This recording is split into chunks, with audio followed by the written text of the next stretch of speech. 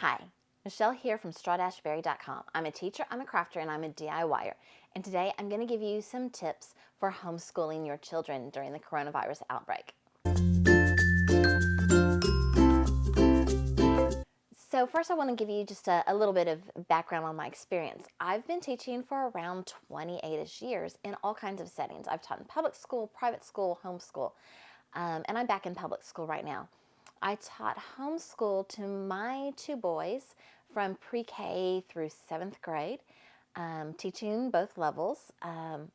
So I feel like I'm kind of in a unique situation here that I have taught in different types of schools, so I can kind of share with you what I really think works the best. So my school, we're on spring break this week and we haven't actually canceled yet. And I know a lot of teachers around the country are anxious. What are their districts going to decide to do? How are they supposed to give out information? And from a lot of the teacher groups that I'm a part of, most of them are saying that they're just sending review work home. They're not expecting the parents to teach anything new. So that can be maybe a little bit of a sigh of relief on parents, that you're wanting to help them not lose those skills and just build a little bit upon the skills that they've already been taught. I know I have a friend who is really worried because she already provides tutoring, a special tutor for her daughter, and she's worried that her daughter's going to fall behind. And believe me, if you are spending some one-on-one time with your child every day, helping teach them, they're not going to fall farther behind. You're going to be able to help them stay up and where they need to be. So the first thing everybody thinks about is a schedule. I'm going to do everything just like they do at school, and we're going to have an hour for this and an hour for that.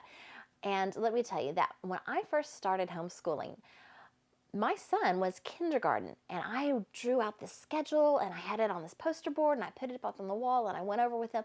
We're going to do this class, then we're going to do this class and this time. And I don't know how, because he was in kindergarten and he couldn't read yet, but he would be like, "Mom, we're not doing the right thing. We're supposed to be doing the next subject right now." And I think I tore that poster off the wall the exact same day that I put it up there. And what I found that was much better for me was a list, that it wasn't by times, but I had a list. We're going to do English, then we're going to do chores, and then we're going to do math, and then we're going to do PE. And I would just kind of have a list, and however much time it took to do is how much time we spent on it. And that was really helpful for me. Another thing that was helpful for me that I really loved and enjoyed and miss now was reading together. Our English stuff, our social studies stuff, anything we had to read together, we would sit on the couch, we would snuggle, and we would read together. I would read sometimes, they would read sometimes. Sometimes we'd switch back and forth. But just that time of snuggling your children and reading with them is just precious. So use that. Use that time to help you to connect with your children. We would, put in chores and stuff, and I found that it was very helpful for me to homeschool at the kitchen table most of the time when we weren't on the couch. So at the kitchen table, I could kind of teach them what to do and show them how to do it, whatever it was, a math problem or an English concept or something like that. And then they could work on it while I cleaned up the breakfast dishes, while I prepared lunch, or while I started getting dinner in the crock pot. I could be doing those things while they were working right there. So if they needed me, I was right there and I could help them immediately.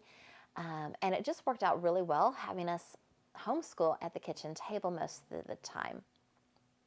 What the teacher sent home is not going to last you a full 8-hour school day. It's just not. There's no way that that's going to do it. So add in some other things that you know your child's going to need. For example, I'm teaching middle school currently, and a couple of years ago, I don't know about now, I was having the students do an assignment, and I was like, "Okay, and put your address on there." And they're like, "What?" And they didn't know how to write their address. They didn't know to put the street number and then the street name. They didn't know the city and the state and a comma in between the two. They had no clue how to write an address. And I was actually getting kind of mad at them. I'm like, "Guys, y'all learned this in 2nd grade." Because I had taught it in 2nd grade. And I went through our state's list of what students need to know in each grade. It wasn't there. Never. they never learned how to write their address. So doing things like that, teaching them things that they need to know that maybe are missed in schools would be a great thing, like writing an address. Most schools don't teach cursive anymore. If you know cursive, why don't you teach your kids some cursive while they're home? Teach them how to write a friendly letter. I think we get so bogged down, especially in my state, about learning how to write an essay that we forget sometimes that there's friendly letters and business letters. One of my favorite units that I did both when I taught fourth grade in private school as well as when I taught homeschool was reading the book Charlie and the Chocolate Factory and then writing a business letter to a candy company. And sometimes they send you candy for free. That was always an exciting time when they would get their candy back from that company that they wrote to. You could teach them skills like sewing, how to sew on a button. How many of us as adults never do that? It's a life skill that we really need to know how to do. Maybe how to hand sew a little bit. Cooking. Cooking is a great thing that we all need to know how to do. Spend some time in the kitchen cooking with your kids. And one of the things about homeschooling is that you're always teaching. You're always their teacher. You're always there. So you should always be using it as learning opportunities. Always questioning, as you're cooking and you have your measuring cups. You might say, okay, this calls for 3/4 of a cup, but our 3/4 cup is dirty. Which other cups could we use? How could we put this together? Or we're going to double this recipe and it calls for 1/3 cup of flour. How do we make it so that it's doubled? And constantly question things. When you go out into the yard and take a break and you're looking at the leaves and the trees and, what kind of tree is this? What do you think that is? Or you look up into the sky. Oh, look at the clouds today. I wonder what kind those are. And if you don't know, that's okay. Come back inside, look on the internet and go, oh, those were cumulus clouds. Look here. It says it right here. And y'all can do some research and stuff on that on your own. But the idea is that you're constantly teaching, you're constantly learning with your kid, and that's okay. I learned with my kids, even though I was a certified teacher. Enjoy this time. And, there's one other thing that my kids would probably, I don't know, maybe they'll agree or disagree with that we used to do. When I would read to them, we would have fold and listen time. So we would sit on my bed and we would have the laundry out. So when they were little, it was just the towels because that was something easy that they could fold.